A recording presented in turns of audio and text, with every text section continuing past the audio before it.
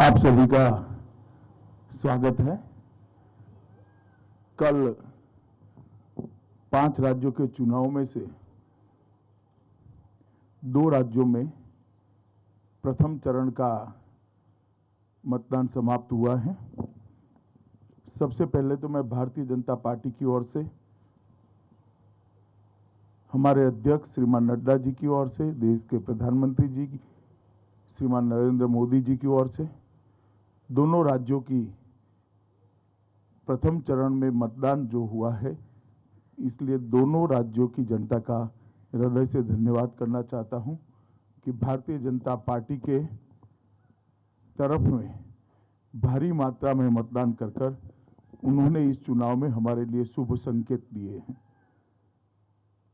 पश्चिम बंगाल में 84% से ज्यादा मतदान और आसाम में 79% से ज्यादा मतदान, ये मतदाताओं का भारी उत्साह बताता है। ये दोनों राज्य, आसाम कुछ सालों पहले और बंगाल इस चुनाव के पहले हर चुनाव में चुनावी हिंसा के लिए जाने माने वाले राज्य हैं। दोनों जगह मतदान शांतिपूर्ण हुआ है। एक भी व्यक्ति की जान कहीं पर नहीं गई है। मैं मानता हूं ये लोकतंत्र में आने वाले दिनों के लिए, दोनों राज्यों के लिए शुभ संकेत है। मित्रों, दोनों राज्यों के कार्यकर्ता, हमारे जो फील्ड में बूथ तक के पार्टी के प्रचार करने वाले प्रमुख लोग हैं और जिला स्तर और प्रदेश स्तर के हमारे नेतृत्व गण से चर्चा करने के बाद मैं मानता हूं कि बंगाल में हम 30 में से 26 सीट से ज्यादा भारतीय जनता पार्टी विजयी हो रही है और प्रचंड बहुमत के साथ सीटें जीत रही हैं। हमारी सीटें भी बड़ी मात्रा में बढ़ रही है और सीटों पर जीत का अंतर भी, मार्जिन भी बहुत बड़ी मात्रा में बढ़ रहा है। जहां तक आसाम का सवाल है, 47 में से 37 सीटों से ज्यादा, 37 सीटों से ज्यादा भारतीय जनता पार्टी विजय प्राप्त करेगी। इसके साफ संकेत भारतीय जनता पार्टी की चुनावी मशीनरी से हमें मिले हैं और मैं मानता हूं कि दोनों राज्यों ने एक सकारात्मक मतदान किया है। असम के अंदर आतंकवाद मुक्त असम, आंदोलन मुक्त असम, विकास के रास्ते पर चल पड़ा हुआ असम, रोजगारी के रास्ते पर चल पड़ा हुआ असम, इसके पक्ष में साफ मैंडेट दिखाई पड़ता है। और असम के अंदर इसके साथ साथ बाढ़ मुक्त असम के भारतीय जनता पार्टी के वादे को भी बहुत बड़ा समर्थन मिला है। प्रधानमंत्री मोदी जी के नेतृत्व में असम के अंदर जो विकास हुआ है, वहां की हमारी सरकार, हमारे मुख्यमंत्री श्री सर्बानंद सोनोवाल और हेमंत विश्व शर्मा की जोड़ी ने जिस प्रकार से अभूतपूर्व विकास असम के अंदर किया है, इसको बड़ा जन समर्थन मिलता हुआ दिखाई पड़ता है। डबल इंजन सरकार का कंसेप्ट असम की जनता को भारतीय जनता पार्टी के आचरण से समझ में आया है और ब्रह्मपुत्र नदी पर 6 से ज्यादा ब्रिज बनना, इसकी शुरुआत होना, 20,000 किलोमीटर से बड़ा रोडों का जाला बुन लेना, काजीरंगा के जंगलों की जमीन घुसपैठियों से मुक्त कराना, श्रीमंत शंकरदेव और माधवदेव के सत्र की जमीन को घुसपैठियों से मुक्त कराना, ढेर सारे विकास के काम जिसका एक सकारात्मक झुकाव भारतीय जनता पार्टी के प्रति स्पष्ट नजर आता है और हमारे गठबंधन की 37 सीटें से कम नहीं होगी, इसका मुझे पूरा विश्वास है। दूसरी ओर बंगाल के अंदर जिस प्रकार का तुष्टीकरण का माहौल था, जिस प्रकार से बेरोक टोक घुसपैठियों का घुसना चालू रहा, जिस प्रकार से पूरा बंगाल जन कल्याण के पैसे सरकारी मशीनरी और सत्ताधारी पार्टी मिलकर हड़प करते रहे, भ्रष्टाचार की भेंट चढ़ गए, जिस प्रकार से अम्फान का रिलीफ रिहेबिलिटेशन हो या कोरोना के खिलाफ लड़ाई हो, जिस प्रकार से अव्यवस्था और अफरा तफरी देखी गई, और औद्योगिक विकास, महिला सुरक्षा, ये सब में घोर निराशा और हताशा बंगाल की जनता को प्राप्त हुई है।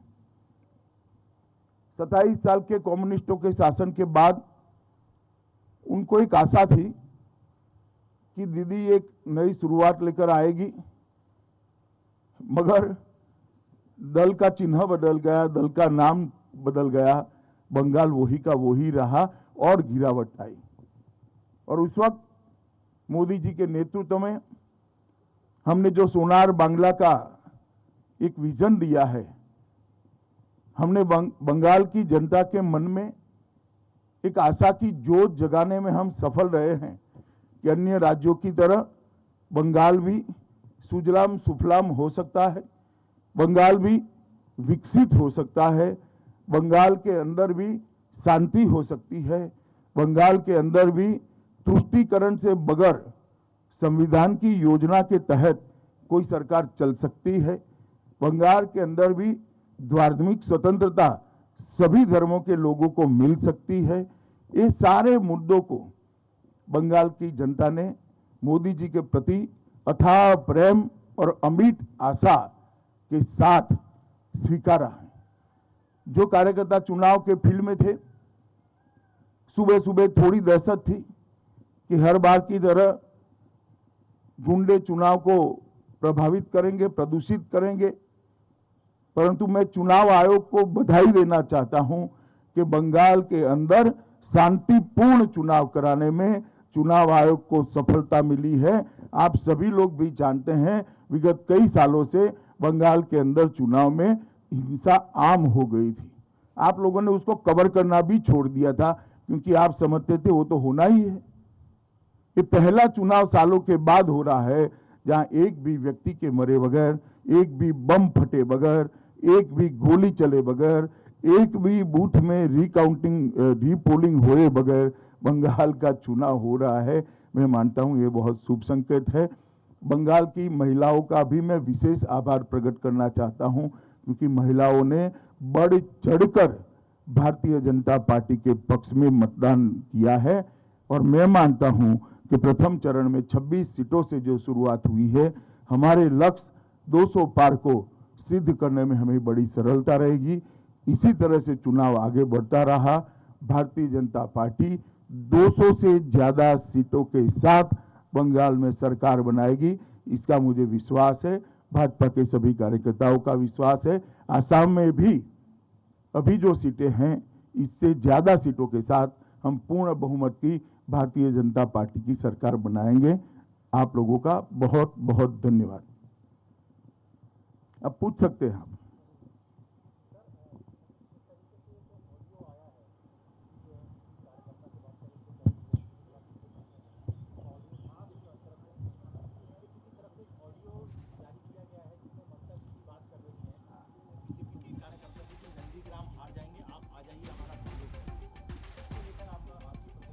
मेरी कोई प्रतिक्रिया नहीं हो सकती। हर एक को अधिकार है अपना समर्थन जुटाने का। ममता जी भी जुटा रही है, इसमें क्या है?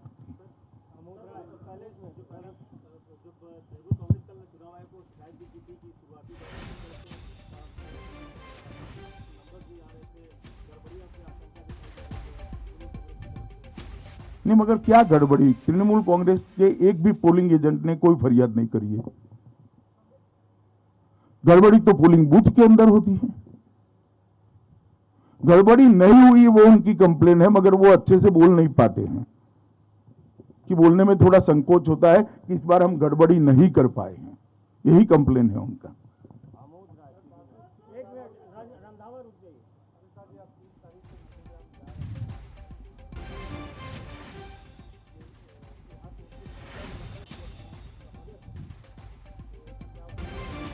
नथिंग स्पेशल, नंदीग्राम हमारे लिए एक सीट है।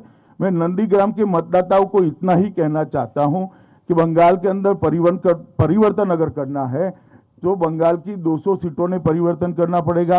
नंदीग्राम अकेला ही कर दे तो बंगाल के अंदर अपने आप परिवर्तन हो जाएगा। तो मेरी बंगाल के नंदीग्राम कॉन्स्टिट्यूएंसी के मतदाताओं को अपील है कि परिवर्तन तो आपके ही हाथ में है, आप अकेले ही कर दीजिए, परिवर्तन हो जाएगा। विकास भदौरिया जी अमित भाई, अभी तो पहले चरण का मतदान हुआ है, ऐसे कौन से संकेत हैं जिनके आधार पर आप ये एनालिसिस कर सकते हैं कि ये जो 84% मतदान आपके पक्ष में हुआ है, और दूसरा यही मोमेंटम आगे भी 7 चरणों में बरकरार रहेगा? देखिए विकास जी, ये मैं तो चुनाव के पहले से कर रहा हूं कि 200 सीटें आएगी।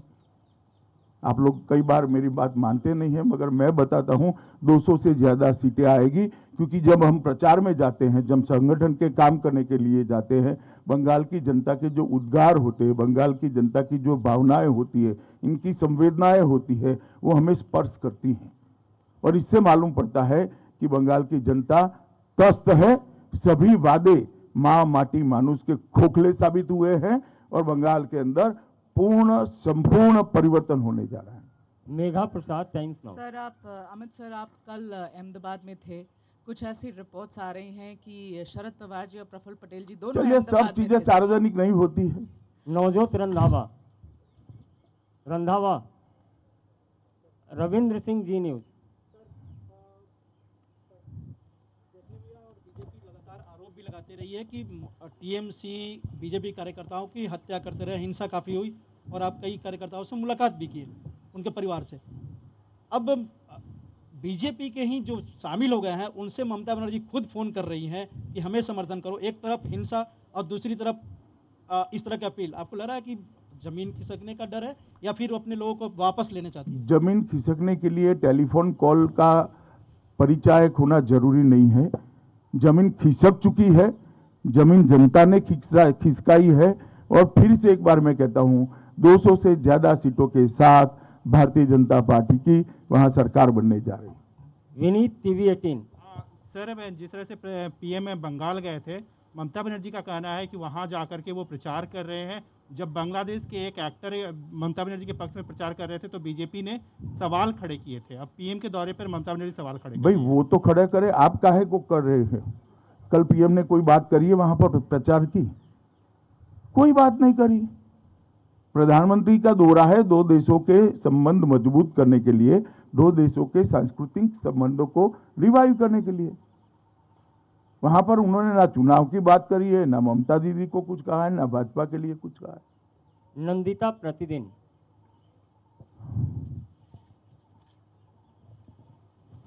तृणमूल कांग्रेस बार बार आरोप लगा रही है कि आप लोग ईसी को कंट्रोल कर रहे हैं। इस संदर्भ में कल उन्होंने एक टेप भी निकाला है जिसमें आपके 2 नेता बात कर रहे हैं और वो लोग डिमांड है कि उसमें जो बातचीत हुई है उसी बेसिस में ईसी ने स्टेप्स लिए हैं। ऐसा है, ये बातचीत को जरा ध्यान से सुनिए। मुझे लगता है आपको ममता जी का आरोप ब्रह्म वाक्य लगता है, ध्यान से सुना नहीं है। इसमें हमारे 2 नेता बात कर रहे हैं, इतनी जगह पे हमने ट्रांसफर के लिए डिमांड करनी पड़ी। ये डिमांड तो हमने राइटिंग में रखी है, इसमें टैप की जरूरत नहीं है। ब्लैक एंड व्हाइट में लिख कर दिया है। एक नेता दूर थे, दूसरे नेता हेडक्वार्टर पे थे, वो फीडबैक दे रहे हैं कि ये कॉन्स्टिट्यूएंसी के लिए भी कंप्लेन करो, इनके भी ट्रांसफर के लिए कहो। तो इसमें क्या कोई गोपनीय बात है ही नहीं। सवाल इसमें से होता है फोन किसने टैप किया, जो आप नहीं उठाते हो और शायद अब भी नहीं उठाएंगी नंदिता जी आप, कि फोन किसने टैप किया वो सार्वजनिक करो जरा। किस प्रकार से चुनाव चल रहा है, ये क्या लोकतांत्रिक व्यवस्था है फोन टैप करना विपक्ष के लोगों का? इसमें तो कुछ गोपनीय नहीं है। ये जो बात हुई है हमने ब्लैक एंड व्हाइट में टाइप कर चुनाव आयोग को दिए। क्या बम फोड़ा है उन्होंने इसमें बड़ा? आप लोगों को लगता है बड़ा स्कूप निकल कर आ गया है, कुछ नहीं है, हमने राइटिंग में दिया है बाबा। चुनाव आयोग को। प्रेमांशु मगर मूल इसके अंदर सवाल तो ये है कि फोन कैसे टैप हुआ, किसकी सूचना से हुआ, किसकी परमिशन से हुआ। और चुनाव आचार संहिता लागू हो जाने के बाद सरकार फोन टैपिंग की सूचना दे सकती है without consent of election commission. इसमें तो एक क्वेश्चन एराइज होता है, ये आपको तृणमूल कांग्रेस की प्रेस कॉन्फ्रेंस में पूछना चाहिए था। प्रेमांशु आनंद बाजार पत्रिका।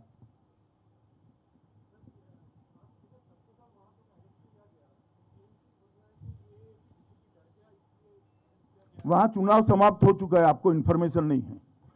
कल चुनाव पैक हो चुका है, कल तक चक्रधर महतो ओपन थे।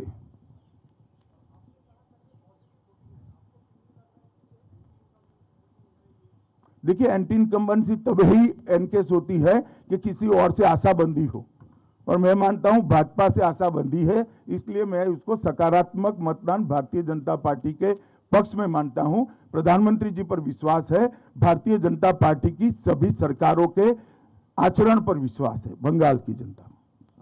जी जरा माइक ले लीजिए।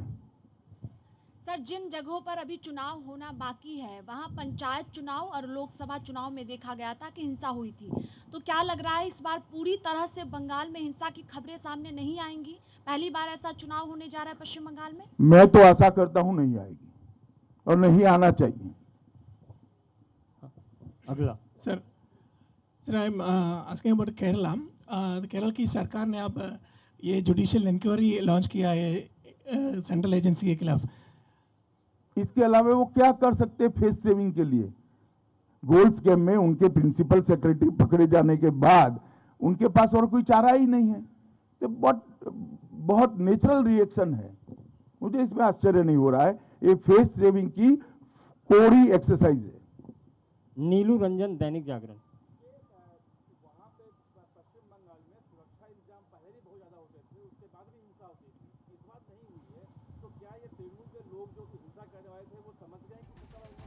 नहीं, जनता की जागृति इतनी है कि जनता से हिंसा करने वाले डरते हैं। शीला भट्ट। बोलिए। Sheila Bhatt from Dainik Bhaskar online. अमित भाई, एक दिल्ली मीडिया में ऐसा माहौल है, जो समझने वाले और जो ग्राउंड विजिट करके आए हैं, कि इस वेस्ट बंगाल इलेक्शन बहुत रोचक है, लेकिन इस वक्त उसके एनालिसिस में माना जाता है कि भारतीय जनता पार्टी का मोमेंटम है, लेकिन ममता बनर्जी भी अपना दम दिखा रही है और टीएमसी की एज है। इस दिल्ली का मीडिया हमेशा से परिवर्तन भांपने में असफल रहता है। आपको यूपी के 2 लड़के भी जीतते हुए दिखाई पड़ते थे, आपको उत्तराखंड में भी परिवर्तन नहीं दिखाई पड़ता था, आपको आसाम, मणिपुर और त्रिपुरा में भी परिवर्तन नहीं। मुझे लगता है और जमीन पर दिल्ली के मीडिया को जाने की जरूरत है। आप भी जाइए जरा। अंतिम सवाल है पीछे।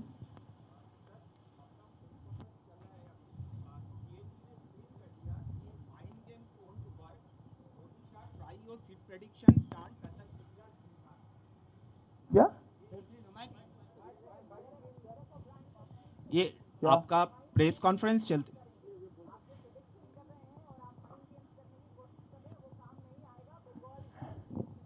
नहीं, ठीक है, वो उनका अनुमान हो सकता है, मगर जो मेरा अनुमान गलत है तो उनको जवाब देने की शायद जरूरत नहीं थी। धन्यवाद।